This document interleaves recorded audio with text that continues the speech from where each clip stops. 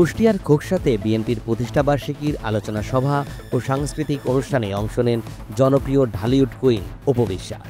সঙ্গে ছিলেন আরেক নায়ক নীরব। বৃহস্পতিবার বিকেলে খোকসা জানিপুর সরকারি প্রাথমিক বিদ্যালয় মাঠে আয়োজিত অনুষ্ঠানে চিত্রনায়িকা অপু বিশ্বাসকে দেখতে দূর দূরান্ত থেকে ছুটে আসেন হাজার হাজার দর্শক। কঠোর নিরাপত্তা ব্যবস্থা ঠেলে অপু বিশ্বাসের কাছে চলে আসেন দর্শক। পড়ে যায় সেলফি তোলার হিড়ে। সবাই দেখে, আমারও দেখতে মন চাই।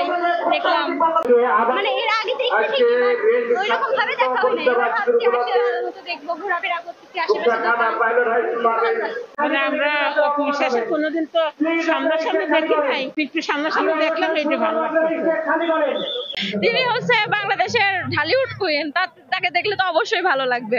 আমাদের এমন খোকসার মধ্যে একটা জায়গাতে যে অপু বিশ্বাস এসেছে, এটাতে আমাদের খুবই ভালো লাগলো।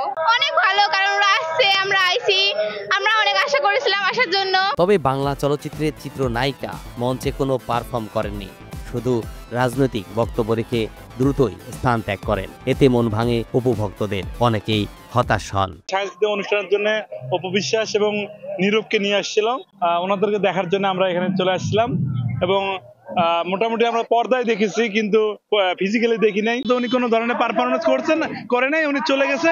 আমরা যতটুকু জানতে পারলাম যে উনি পরবর্তীতে আবার আসবে। আসলে দর্শকের চাওয়া ছিল যে তিনি কোনো প্রোগ্রাম করবেন, স্টেজ কোনো প্রোগ্রাম, হয়তো তারা অধিক আগ্রহ বসেছিল যে সে কোনো পারফর্ম করবে, কিন্তু আসলে আমরাও বুঝতে পারি।